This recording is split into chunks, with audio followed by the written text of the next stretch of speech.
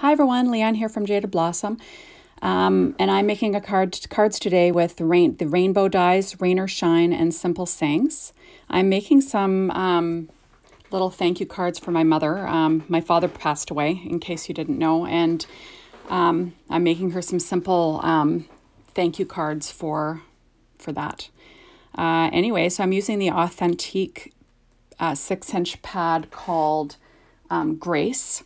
And what I did was I went ahead and cut out 6 patterns using the rainbow die, the one that's kind of like half a rainbow. And if you do that, you'll have enough for 6 cards. So I'm going to be applying these to a 4.25 by 5.5 inch card base made out of craft cardstock from Paper Tray Ink. I'm using my craft tacky glue and my reversed EK Success tweezers just to apply these to the front of my card. I'm just trying to make simple, thin cards to go through the mail. It'll be easier, like I said, easy to mail, one layer, quick and simple. I just want something not so fussy looking. And that's what I'm going for here.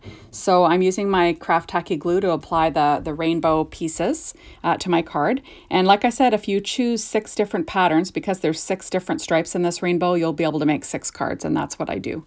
So I'm just applying these to the card. Once you get the first one on there lined up, you can just sort of run the glue along the previous arch and apply it there. So that's what I'm doing. So I'm not sure if I said, but I'm using the craft cardstock from Paper Tray Ink.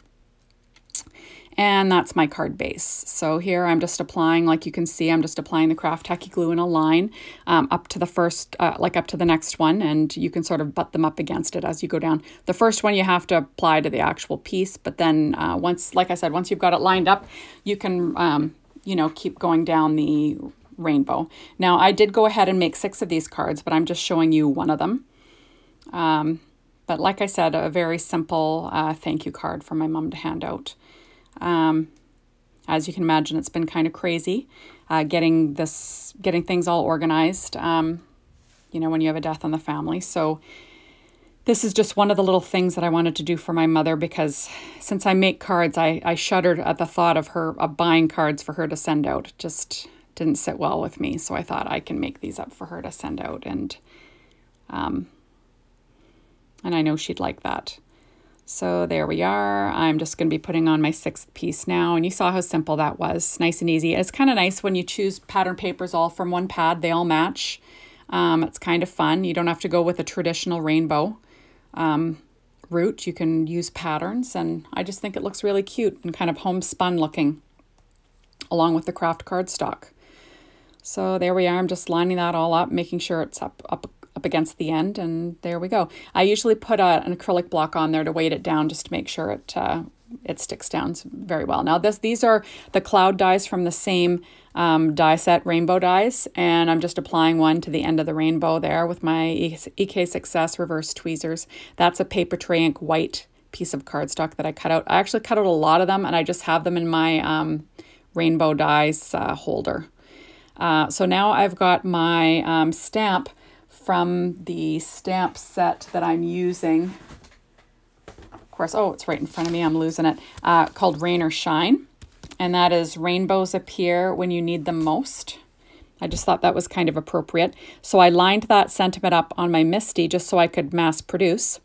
And then I'll be inking it up with VersaFine Onyx Black ink. And I'll be stamping it underneath the cloud itself. Now, the nice part about this is that, the MISTI, once you've got it lined up once, every time you put a card in there, it's going to be in the right spot, which is kind of handy. And there we go. So that one's done.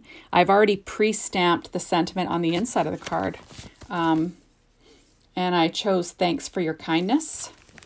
And I stamped that also in VersaFine Onyx Black ink on the inside. See, there it is. So I just used my MISTI again. Not rocket science. Now, with the leftover card pattern paper, I'm applying just a strip of pattern paper to the inside of the card. And I did this on all 6 just because, you have some leftover, so why not use it? And it makes it look a little bit more put together. So I'm just using my EK Success reverse tweezers just to line it up if I can. And oops, look at it catches. I'm kind of a Butterfingers lately.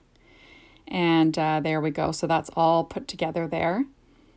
And these are a nice simple set of, like I said, thank you cards for people that send you nice things when someone passes away in your family.